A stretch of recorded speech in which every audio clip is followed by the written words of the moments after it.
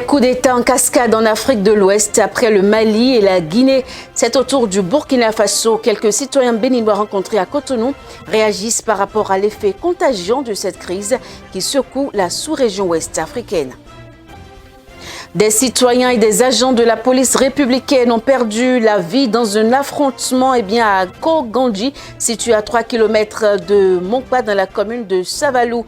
Au lendemain de cet événement malheureux, le porte-parole de la police, Roger Tawès, est revenu sur les circonstances de ce drame. On en parlera dans cette édition. Et au moins 10 morts dans l'explosion d'un bus. Au moins 10 personnes ont perdu la vie dans l'explosion d'un minibus dans le nord-est du Kenya, près la frontière somalienne. Après avoir roulé sur un engin explosif, le véhicule a été la cible d'hommes armés. Les détails dans un instant. Bonsoir à toutes et à tous, bienvenue dans cette nouvelle session de l'information sur Speedline Télévision. Pourquoi des coups d'État de part et d'autre en Afrique de l'Ouest? Après le Mali et la Guinée, c'est maintenant au tour du Burkina Faso et quelques citoyens béninois rencontrés à Cotonou réagissent par rapport à l'effet contagion de cette crise qui secoue la sous-région ouest africaine. On les suit au micro de Speedline Télévision. Les coups d'État ne sont plus à encourager. On avait eu de par le passé, mais avec l'avènement de la démocratie, on ne devrait plus accepter les coups d'État. Normalement, ça ne devrait plus être d'actualité. Mais vu les situations socio-économiques et politiques que l'Afrique est en train de subir, on ne peut que espérer ça. Moi, je veux que les Africains prennent conscience de ce que les problèmes africains, en tout cas les problèmes africains, soient réglés à l'interne.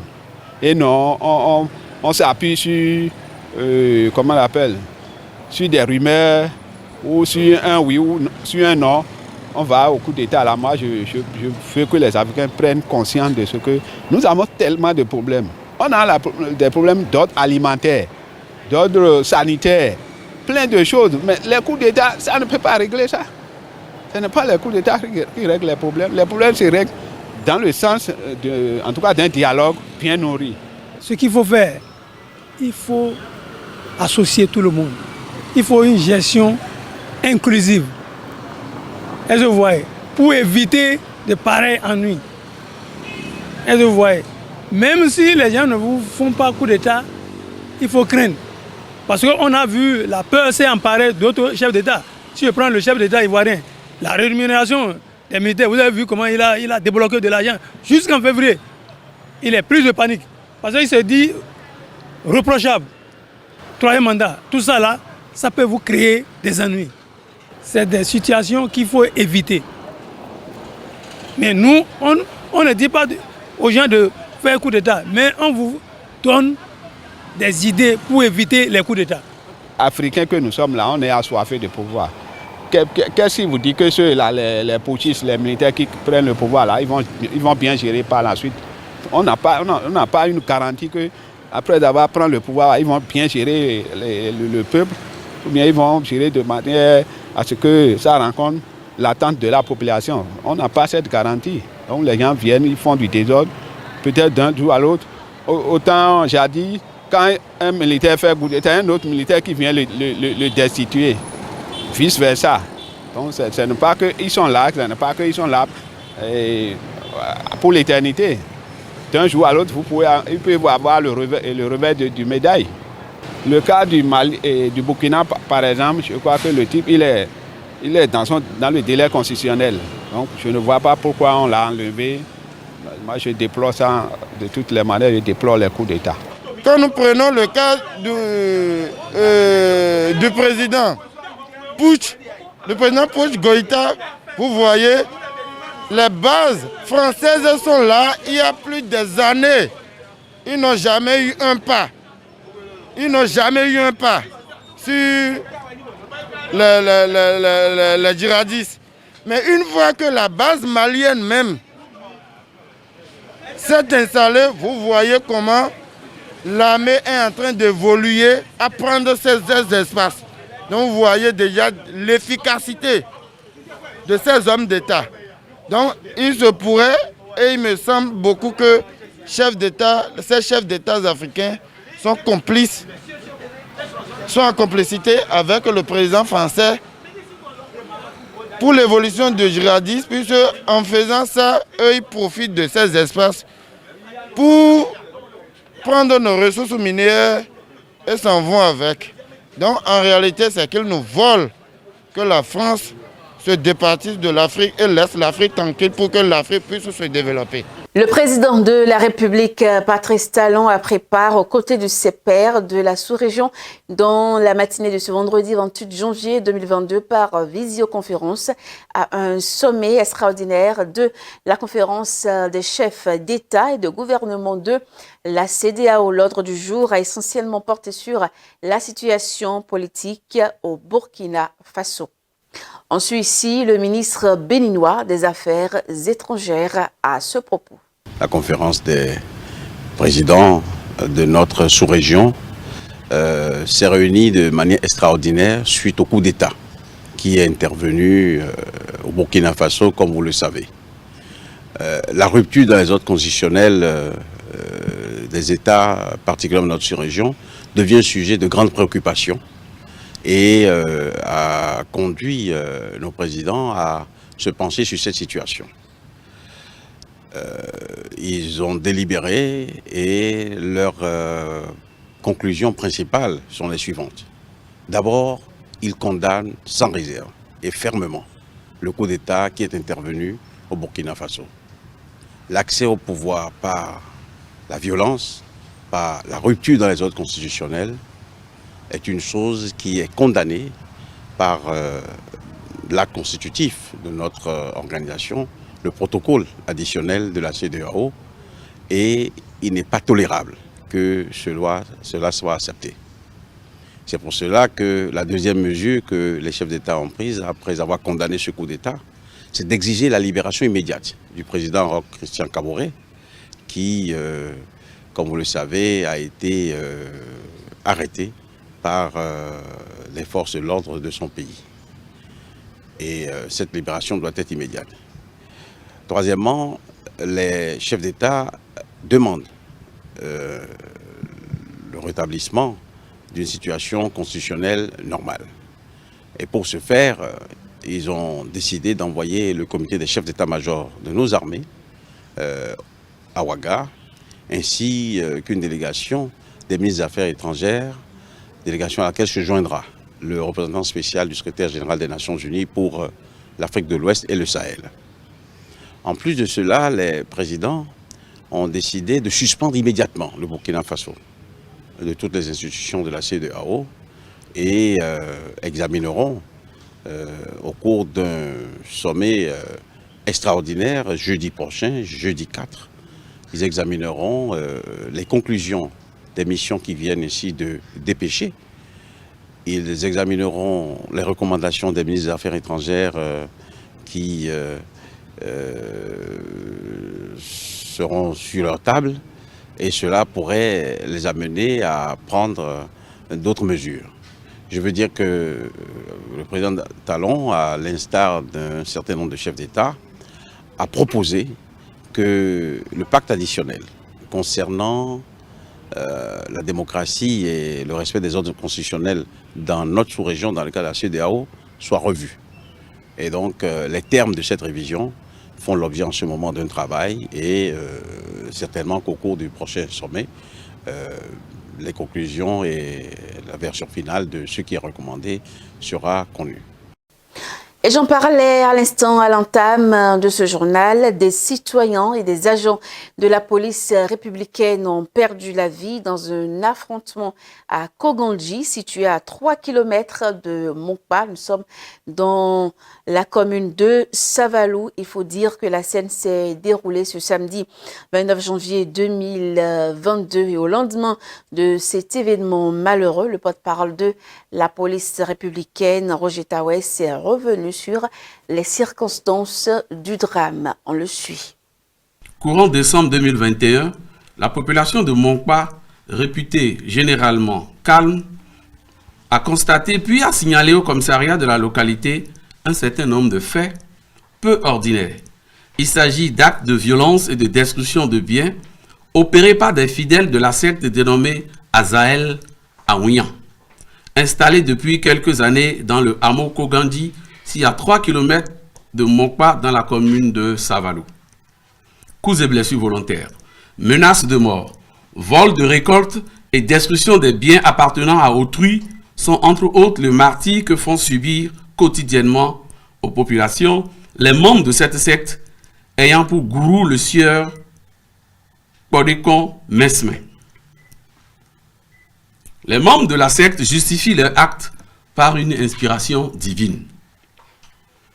Le lundi 24 janvier 2022, une dame enceinte a été curieusement violentée et sérieusement molestée par 15 fidèles de la dite secte pour des motifs fallacieux constitutifs d'infraction à la loi pénale. Convoqués plusieurs fois par la police, ils ont refusé de répondre aux dites convocations.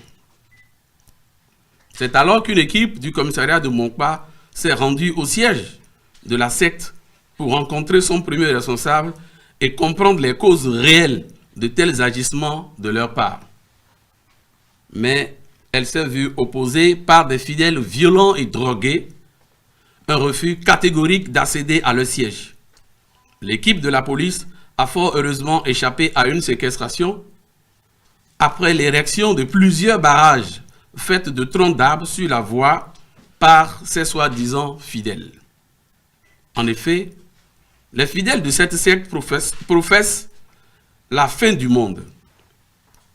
Leur besoin ultime était de vider leurs avoirs et de se départir de tous les biens de toute nature avant l'avènement de la dite fin du monde. Ils étaient donc autorisés par leur gourou à saccager les récoltes des populations, détruire les biens de leurs voisins, puis commettre tout acte répréhensible au motif qu'ils ont reçu l'inspiration et l'autorisation du Saint-Esprit. Pour ne pas laisser s'installer une zone de non-droit et ayant affaire à une forme progressive d'endoctrinement des populations de la localité, sur autorisation expresse, une opération d'interpellation des auteurs de ces actes a été rapidement planifiée pour être exécutée le samedi 29 janvier 2022. Malheureusement, l'opération de ce samedi va tourner au drame. En effet, après l'interpellation de certains responsables recherchés, les fidèles drogués armés de gourdins et de fusils de fabrication artisanale, sous les ordres du gourou, ont séquestré dans un premier temps 2 fonctionnaires de police qui tentaient de les raisonner plutôt que de faire usage de leurs armes. Voulant coûte que coûte libérer les co-religionnaires armés de fusils de fabrication artisanale, de bidons d'essence, ils ont attaqué et tenté d'incendier le commissariat de police de Mokpa. Heureusement, le dispositif mis en place a permis de les repousser.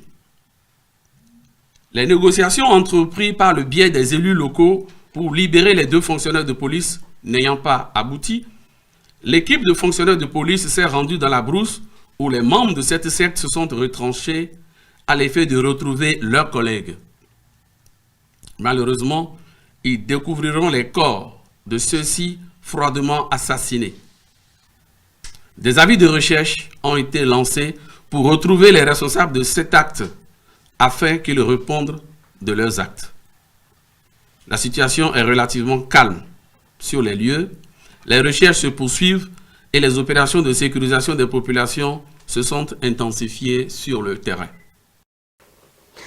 Revenons ici sur le récent compte rendu du Conseil des ministres et dans ce compte rendu, il est aisé de comprendre que le gouvernement opte pour l'approche participative en vue d'une opérationnalisation cohérente et c'est un nouveau pas de franchi pour une mise en œuvre efficace de la réforme structurelle du secteur de la décentralisation. Et c'est dans ce cadre qu'une convention cadre est signée ce vendredi 28 janvier à Cotonou entre le gouvernement et l'Association nationale des communes du Bénin. Voici ici pour vous le compte rendu. C'est désormais chose faite. Le gouvernement et les communes du Bénin disposent d'une convention de partenariat. La signature de la dite convention s'inscrit dans le cadre de la réforme structurelle du secteur de la décentralisation au Bénin. L'objectif visé par cette convention que nous venons de signer est de tracer un cadre de coopération et de transparence pour une mise en œuvre efficace de la réforme.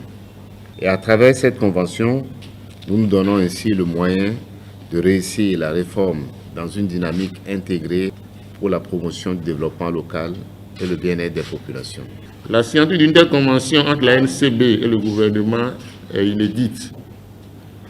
Je voudrais vous rassurer, au nom de mes pairs, que nous continuerons à jouer notre partition pour la réussite de cette réforme du secteur de la décentralisation dans notre pays. C'est aussi le lieu de rappeler les principaux éléments de cette convention cadre. Premièrement, la catégorisation des communes. Deuxièmement, le principe des rémunérations des différents responsables des mairies. Troisièmement, la mise en place du fichier national des principales fonctions administratives et techniques des mairies. Quatrièmement, les conditions remplies par les personnes qui désirent participer à l'appel public à candidature. Cinquièmement, la date de prise d'effet des avantages de fonction des secrétaires exécutifs. Sixièmement, la création d'une cellule chargée du suivi de la gestion des communes. Et enfin, le renforcement des capacités des élus et agents communaux. Un acte très symbolique. Cette cérémonie de signature a connu la présence du ministre de la Décentralisation et de la Gouvernance locale, Raphaël Akoteyon, des membres du cabinet du ministre d'État et ceux du bureau de l'Association nationale des communes du Bénin, NCB. Au Kenya, au moins 10 personnes ont perdu la vie dans l'explosion de minibus dans le nord-est du pays, près de la frontière somalienne. Après avoir roulé sur un engin explosif, le véhicule a été la cible d'hommes armés. Voici les images. Au Kenya, au moins 10 personnes sont mortes lundi au cours de l'explosion d'un minibus. Le véhicule a roulé sur un engin explosif dans le nord-est du pays, près de la frontière somalienne. Suite à quoi il a été pris dans une embuscade tendue par des hommes armés, a indiqué la police.